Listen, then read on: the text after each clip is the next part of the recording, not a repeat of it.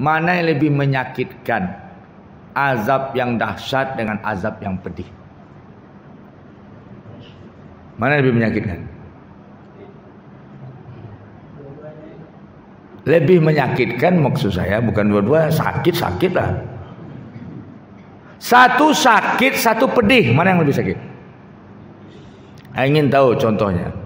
Anda jatuh di depan, ya, lecet dengkul kaki ini, lutut ini, sakit sekali. Sakit. Datang hujan, disiramnya yang lecet itu, berubah jadi pedih. Mana yang lebih sakit? Pedih. Kenapa? Pedih lari ke sini. Kenapa munafik itu pedih? Karena munafik itu menyembunyikan kekafirannya di sini.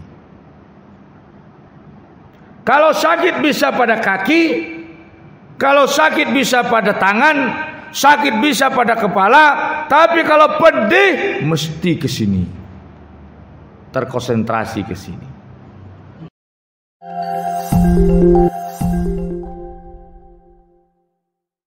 Bismillahirrahmanirrahim. Assalamualaikum warahmatullahi wabarakatuh. Alhamdulillahi rabbil alamin wa bihi nasta'in ala umurid dunya waddin. Asyhadu an la ilaha illallah wahdahu la syarikalah wa nahnu nashhadu anna Muhammadan abduhu wa rasuluh la nabiyya ba'da. Allahumma salli wa sallim ala rasulikal karim Muhammadin sallallahu alaihi wasallam wa ala alihi wa ala ashabihi wa ala man ittaba'u bi ihsani ila yaumiddin. Sidang jemaah yang dirahmati Allah, pertama sekali kita bersyukur kepada Allah Subhanahu wa taala di mana Allah selalu memberikan nikmat kepada kita sampai saat ini tiada henti. Walau di saat kita tidak berzikir, di saat kita tidak bersyukur, masih nyambung nikmatnya pada saat ini. Andaikan Allah hentikan nikmatnya karena kita tidak berzikir, karena kita lupa, karena kita lalai, mungkin sudah teraniaya kita. Kemudian salawat dan salam untuk Rasulullah sallallahu alaihi wasallam, di mana Rasulullah telah menuntaskan tugas dakwahnya, mewariskan tugasnya kepada ulama. Kemudian Rasulullah SAW telah mencontohkan bagaimana hidup yang sukses dunia wal akhirah. Kemudian sedang jemaah dirahmati Allah, takrim wal ihtiram, pujian sanjungan kepada semua kita yang hadir pada hari ini, pengurus berserta jajaran semua kita yang hadir. Mudah-mudahan kehadiran kita ini nanti menjadi penolong kita di pengadilan Allah Subhanahu wa taala. Amin. Sidang jemaah yang dirahmati Allah, kajian kita subuh ini saya tadi tanya sama terserah Ustaz saja. Saya bingung juga kalau selesai ini. Dalam Al-Qur'an ada surat Al-Baqarah. Jumlah ayatnya 286. Di dalam surah Al-Baqarah itu menceritakan banyak karakter manusia, karakter makhluk. Ayat 1 sampai 5, alif lam mim sampai ulaika humul muflihun itu bercerita tentang ahli takwa. Ayat 6 dengan 7 bercerita tentang karakter kaum kafir. Ayat 8 sampai 20 bercerita tentang karakter kaum munafik. Ayat 21 menyeru semua manusia untuk mengibadahi Allah Subhanahu wa taala. Ayat 22 sampai ayat 29 itu bicara tentang alasan dialog tentang akidah dan alasan bagaimana kenapa Allah mesti disembah. Ayat 30 bercerita tentang penciptaan Adam. Ini ja'ilun fil ardi khalifah. Kata Allah, sesungguhnya aku menjadikan di muka bumi itu khalifah. Kemudian sampai ayat 39 itu dialog sengketa Adam dengan syaitan. dengan iblis. Di situ tergambar karakter iblis. Sudah 4 golongan. Pertama tadi ahli takwa 1 sampai 5, kemudian karakter kaum kafir 6 dengan 7, kemudian 8 sampai 20 kaum munafik, kemudian ayat 30 sampai 239 itu bicara tentang Adam dan karakter iblis yang berseteru dengan syaitan atau iblis. Ayat 40 sampai 146 itu bicara tentang Bani Israel, karakter Bani Israel. Dalam karakter Bani Israel itu ada 3 perkara. Pertama, 12 wasiat Allah kepada Bani Israel. Kedua, 10 nikmat yang Allah berikan kepada Bani Israel. Kemudian ketiga, 32 penyimpangan Bani Israel. Ayat berikutnya bicara tentang 40 pesan syariat Allah di dalam surat Al-Baqarah. Itu sudah sampai kepada 240-an atau 46. Terus sisanya cerita-cerita kenabian. Itulah isi surat Al-Baqarah. Sudah tuntas itu 2,5 juz. Selesailah kajian kita. Ada nyambung bapak-bapak ibu-ibu? Ada ditangkap itu? Ada paham? Kalau tidak paham, boleh paham. Ini airnya bisa diminum? Bisa. Nanti kita lanjutkan. Jadi berapa menit kita mengkaji isi surah Al-Baqarah barusan? Tuntas. Bismillahirrahmanirrahim.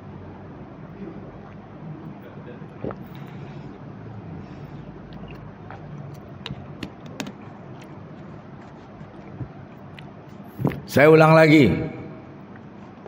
1 sampai 5 cerita karakter ahli takwa. Alif Lam Mim.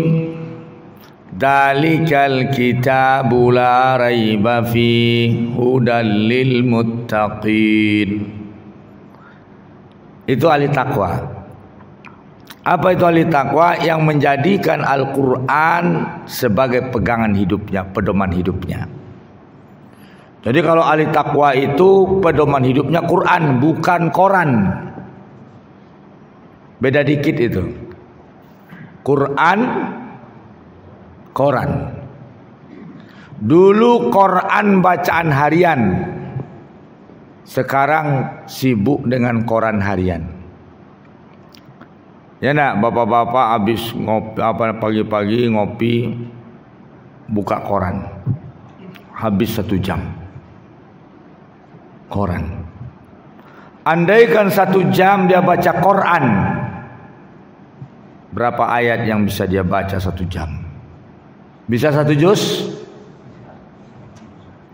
1 juz, 1 huruf 10 pahala. Kalau seandainya dia baca 500 huruf kali 10 pahala, berapa pahalanya? Setiap hari dia produk seperti itu, 1 jam Quran, 1 jam Quran setiap pagi. Bukan 1 jam Quran.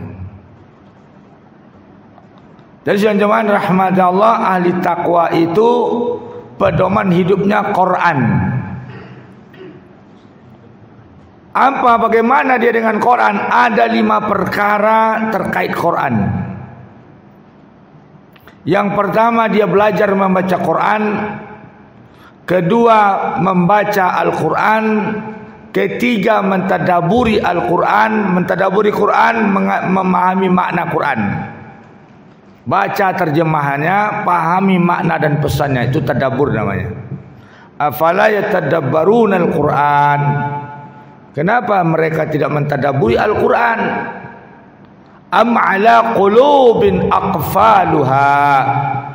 Apakah hati mereka sudah tertutup? Jadi sidang jemaah rahmat Allah, kewajiban ketiga mentadaburi Quran. Kewajiban keempat, mengamalkan Quran. Sudah ditadaburi, sudah paham maknanya, sudah paham pesannya, usahakan mengamalkannya. Kewajiban yang kelima, membela, memperjuangkan Quran. Maka sidang jemaah yang dirahmati Allah, terkait Quran ada 5 kewajiban. Belajar membaca Quran dengan benar sehingga tidak salah. Makanya setiap bapak-bapak, ibu-ibu mesti cek itu bacaan Al-Fatihah kepada imam. Kenapa? Karena Al-Fatihah itu rukun sholat. Kalau salah bacaan Al-Fatihah, rusak rukun sholat, rusak ibadah Bismillah dengan nama Allah, Bismillah dengan dosa Allah. Beda dikit aja. Bismillah dengan nama Allah, ismun nama. Tapi kalau ismun yang titik 3 tanpa gerigi, itu dosa artinya. Bismillah dengan dosa Allah, Bismillah dengan nama, sedikit saja. Iyyaka, hanya engkau yang kami sembah. Iyyaka, bukan Allah yang dimaksudnya disembah. Hati-hati itu. Cek bacaan Al-Fatihah. Sulit Ustaz menceknya, capek imamnya. Hari ini 10 orang, 100 orang kan panik. Capek imam. Gimana caranya? Mudah. Modali 3 juta. Adakan lomba baca Al-Fatihah. Adakan hadiah sebesar-besarnya, lomba semudah-mudahnya. Hadiahnya 3,5 juta, hadiahnya 2,5 juta, 1 cincin emas atau 1 bintang emas. 1 emas sekitar 2 juta lebih, ya. Adakan hadiahnya. Setelah itu lomba Al-Fatihah lintas umur. Maka semua orang diumumkan tanggal 1 ini dibuka diumumkan tanggal 1 depan kita lomba. 1 bulan. Semua orang di kampung ini akan baca Al-Fatihah selama 1 bulan. Karena dia tertarik dengan hadiahnya. Ya nah, preman-preman yang nggak sholat doyan duit, doyan hadiah nah. Doyan dia, apalagi dia tunggakan motornya sudah ditagih-tagih. Kata istrinya, udah bang, ikut lomba, itu ada bintang emas di masjid. Ya nah, akhirnya gimana? Dia akan belajar, berubah dia. Dia datang ke masjid. Apa lombanya? Al-Fatihah. Oh, kalau Al-Fatihah saya bisa menang. Nah, merasa menang. Semua orang merasa berhak menang. Maka dia lomba itu yang mudah-mudah, jangan yang sulit-sulit. Ya nah. Jadi kalau begitu orang memperbaikinya, tua muda sedang main domino, mungkin baca Al-Fatihah juga dia. Karena mau lomba ini. Nah, sidang jemaah yang dirahmati Allah, dengan sendirinya modal 3 juta dengan biaya operasionalnya atau 5 juta, sekampung orang baca Al-Fatihah sebulan. Kira-kira kampung kita ini turun rahmat nak? Dapat berkah nak? Sekampung orang baca Al-Fatihah sebulan lamanya. Maka sidang jemaah yang dirahmati Allah, dengan mudah orang akan memperbaiki bacaan Al-Fatihahnya. Kenapa mesti Al-Fatihah? Karena itu ummul kitab. Karena itu adalah rukun sholat. Jadi sidang jemaah yang dirahmati Allah harus kreatif. Jangan lomba itu yang sulit-sulit, musabakah sulit-sulit, yang artinya kemudian yang lomba anak-anak kecil, remaja. Yang tua-tua ini semakin hari semakin lemah perkembangannya, semakin jauh dari kesempurnaan bacaannya. Nah, sidang jemaah yang dirahmati Allah, begitu caranya. Harus tahu kita triknya. Begitu juga sebagai tambahan iklannya. Cara meramaikan masjid. Cara meramaikan masjid mudah. Modalnya cuma 500.000. Beli dispenser 1. Ada ustadz, dispensernya mana? Di kamar imam. Siapa yang mau minum di kamar imam? Ini kesalahan fatal. Taruh dispensernya di luar. Taruh di teras masjid. Terus beli gelas yang nggak bisa pecah itu, dilempar ke dinding, mantul ke kita ke dinding lagi, nggak pecah-pecah itu. Ya, terus beli gula dengan kopi, apakah sasetan atau seduhan, taruh di luar, ngopi gratis. Gerakan 1 kali seminggu ngopi bareng. Apa ini ngopi bareng? Ngobrol perkara iman sambil ngopi. Ya nak. Yang muda bikin jaringan yang muda, yang tua jaringan yang muda juga, yang tua pula. Boleh pojok sini anak muda, pojok sana bapak tua. Ibu-ibu berperan. Ada roti-roti di rumah, ya nak. Lapek-lapek buru, godok-godok tempang, bawa ke masjid. Ya nak. Taruh, akhirnya berperan. Ngumpul tren, jadi tren sekali seminggu. Ini sudah di mana-mana saya anjurkan, banyak yang berhasil. Setidaknya 50% berhasil. Sampai saya diundang ke suatu daerah, Ustadz dulu ceramah di kampung sana, kami hadir, kami yang praktekan. Yang kampung saya tempat ceramah nggak dipraktekan. Yang kampung sebelah yang datang dengar ceramah mempraktekan.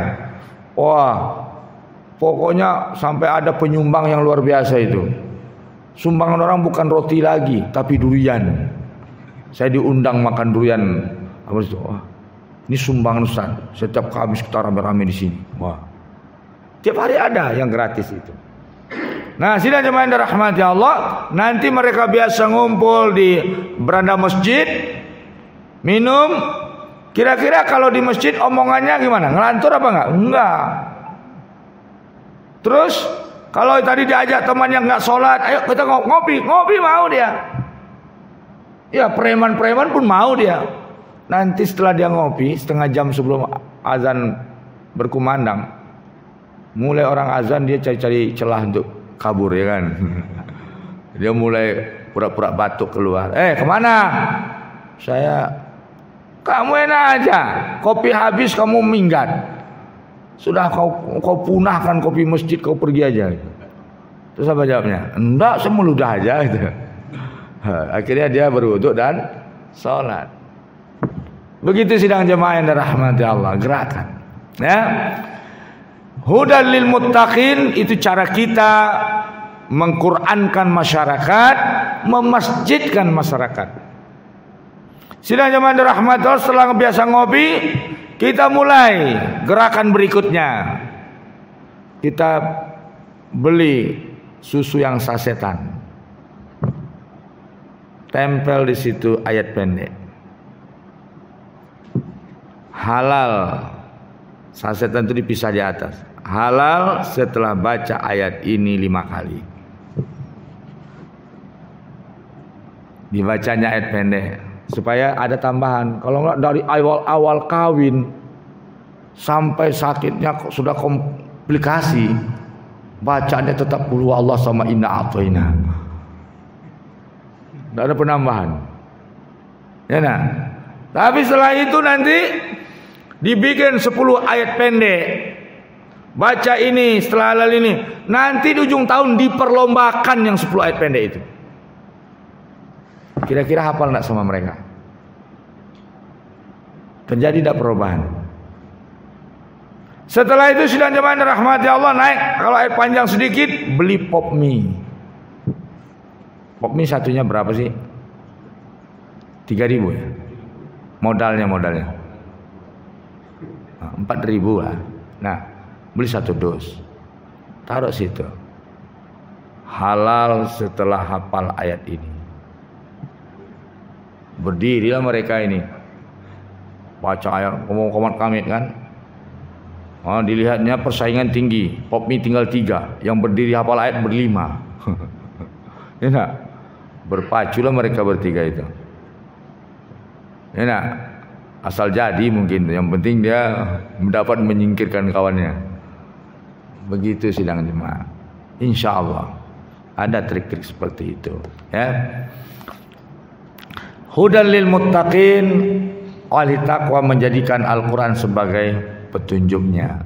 Ayat berikutnya sidang jemaat, perkara ahli takwa itu ending ayatnya ayat kelima, ulaika ala hudam mir rabbihim wa ulaika humul muflihun. Mereka yang berkonsep hidup berquran, beriman dengan yang gaib, mendirikan sholat, menginfakkan harta. Itu dia. 3 ibadah. Ibadah ini 3 bapak-bapak.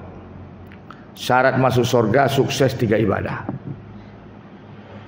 Syarat masuk surga itu sukses 3 ibadah. Pertama ibadah hati. Iman sampai amal hati dengan zikirnya. Sukses ibadah hati. Kedua ibadah badaniyah. Salat, puasa, ibadah badaniyah, haji. Makanya di situ dicontohkan yuqimunas shalah, mendirikan ibadah badaniyah. Yu'minuna bil ghaib, beriman dengan yang gaib. Melaksanakan ibadah badaniyah. Ketiga ibadah harta, wa mimma razaqnahum yunfiqun, ibadah harta. Orang banyak gagal itu di ibadah harta. Ibadah badaniyah banyak sukses. Orang yang gagal itu ibadah harta. Ayat yang mengatakan, Rabbi laula akhartani ila ajalin qarib. Ya Allah, andaikan kau lambatkan ajalku sedikit saja, fa asaddaqa, aku pasti urus sedekah. Menyesal dia, minta ajal ditangguhkan untuk bersedekah. Sudah selesai, waktu masih sehat, waktu masih hidup nggak mau dia bersedekah, berat dia. Orang sidang jemaah pergi haji bolak-balik tiap tahun, umroh, hilang uangnya. Umroh itu 35 juta biasa. Kenapa? Karena habis uangnya dinikmati. Coba kalau suruh dia infakkan uang 35 juta untuk 10 fakir miskin, 10 kakak fakir miskin yang ada di sekitarnya, nggak mau dia. Tapi kalau dia nikmati uangnya perjalanan, setiap tahun dia pergi. Sidang jemaah yang dirahmati Allah, maka nanti orang gagal pada perkara harta. Sukses bisa saja ibadah hati, ibadah badaniyah, tapi ibadah harta gagal. Maka nanti mereka menyesal. Banyak kisah-kisah penyesalan tentang itu.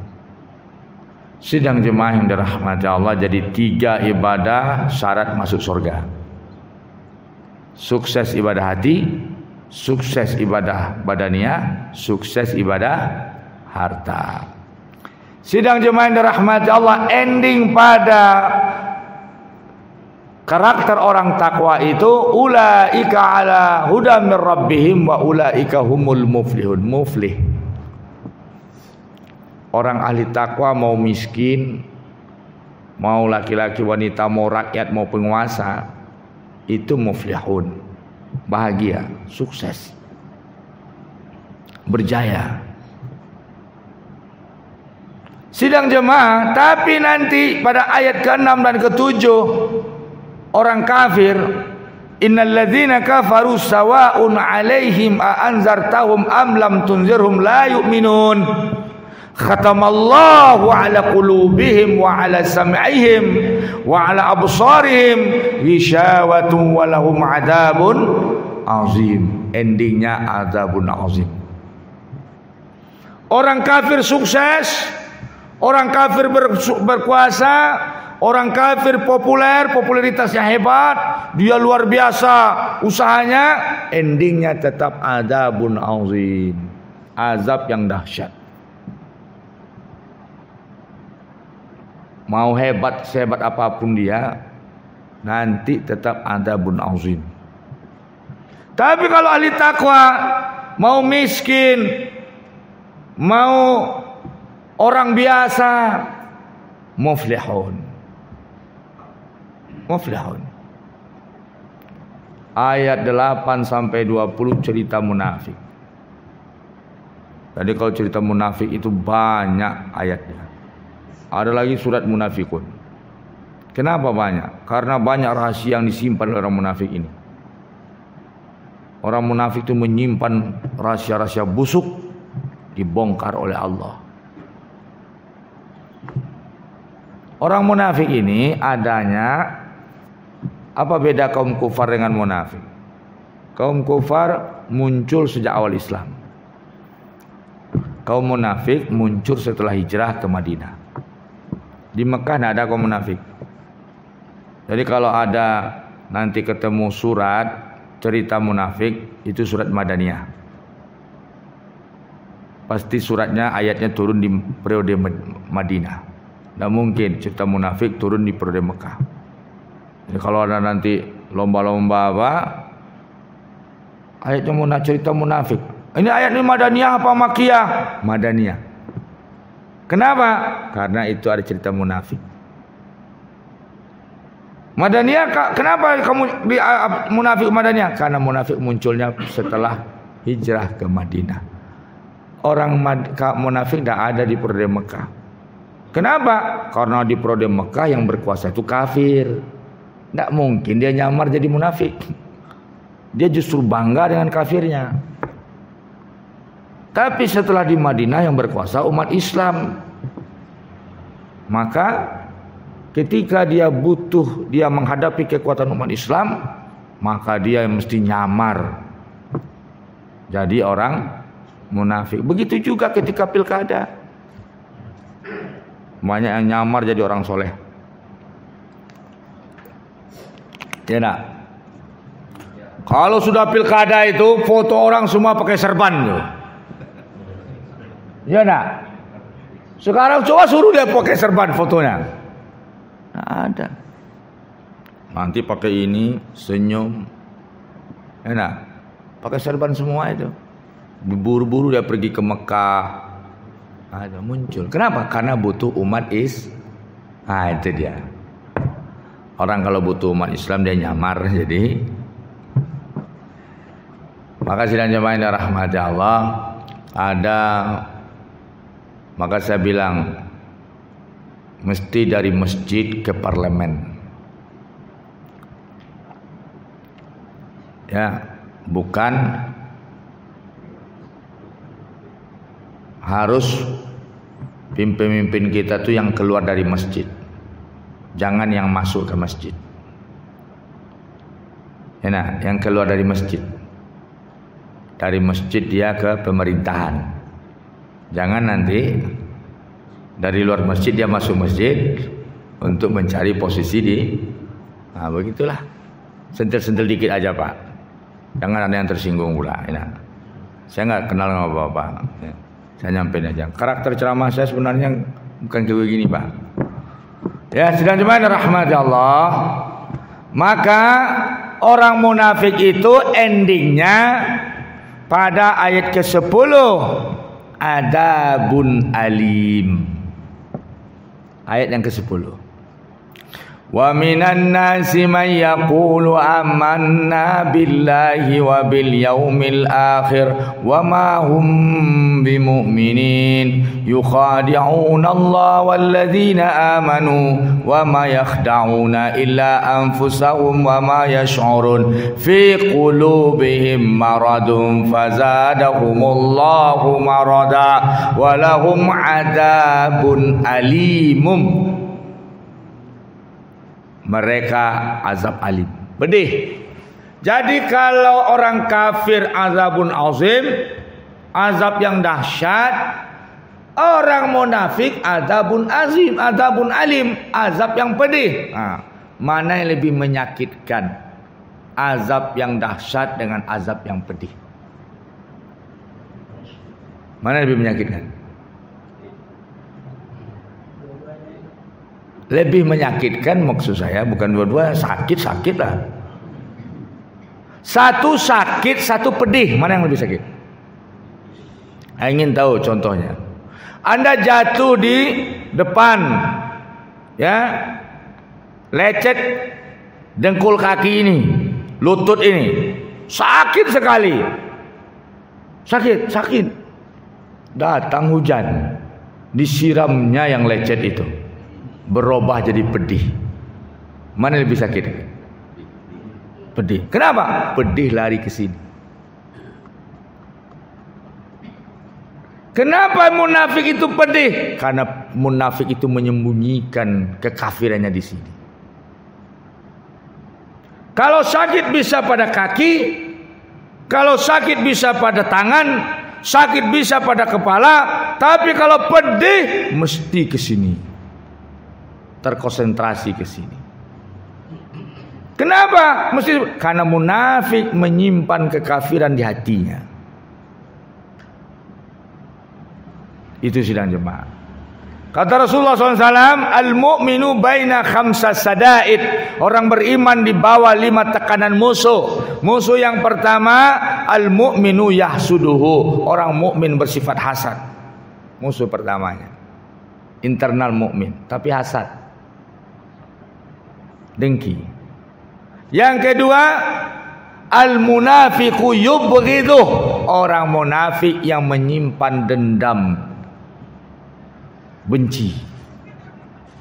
Ketiga, al-kafiru yuqatilu. Orang kafir yang memerangi. Orang kafir terang-terangan memusuhi Islam, tindakannya terang-terang. Kalau orang munafik yubghiduh, menyimpan rasa benci, disembunyikannya. Itu sifat munafik di dalam perkara. Kalau kafir langsung aksen, zahir nampak. Terus apa lagi yang keempat? Asyaitanu yudillu, setan yang menyesatkan. Yang kelima, an-nafsun tunazi'uhu, hawa nafsu yang menyesatkan. Sidang jemaah yang dirahmati Allah, maka dalam surat Al-Baqarah 1-5 karakter ahli takwa, 6 dengan 7 orang kafir, 8-20 kaum munafik. Nanti perintah semua manusia beribadah kepada Allah dan dialog-dialognya sampai kepada 29, 30 kasus penciptaan, cerita kisah penciptaan Adam alaihissalam sebagai khalifah ditentang oleh syaitan. Perseteruan Adam dengan syaitan. Maka di situ muncul karakter syaitan. Jadi kalau ingin melihat karakter makhluk ini, lihat dalam surat Al-Baqarah. Lihat dalam surat 2 ya. Dalam surah Al-Baqarah.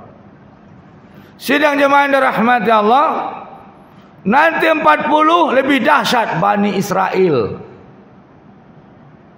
Jadi ada pengelompokannya, 40 itu Bani Israel. Di situ ada 12 wasiat, 10 cerita Allah ingatkan, Allah beri dia nikmat yang luar biasa. 32 penyimpangan Bani Israel, kekufurannya. Itu pada surah Al-Baqarah saja yang 32 itu. 40 pesan syariat. Ustaz kok tahu? Saya lagi nulis itu. Jadi saya ceritakan ini, saya tulis-tulis ini. Sebenarnya ada makalah. Itu sudah saya bikinkan makalahnya. 10 pesan 12 wasiat Allah pada Bani Israel, 10 nikmat untuk Bani Israel, 32 kekufuran Bani Israel, sampai kepada 40 pesan syariat dalam surat Al-Baqarah. Yang mau saya tulis lagi yaitu kisah-kisah dan ibrah dalam surat Al-Baqarah. Kalau itu sudah selesai, tuntaslah kajian kita tentang surat Al-Baqarah. Sidang jemaah yang dirahmati Allah, maka di situ banyak karakter-karakter yang disebutkan oleh Allah, tetapi solusinya ada pada awal surat Al-Baqarah. Allah menceritakan karakternya, penyimpangannya, Allah menceritakan akibatnya, dan Allah letakkan solusi di awal. Apa itu? Tidak ada solusi lain keselamatan hidup selain sifat takwa. Maka sidang jemaah yang dirahmati Allah, mesti kita bangun ketakwaan kita.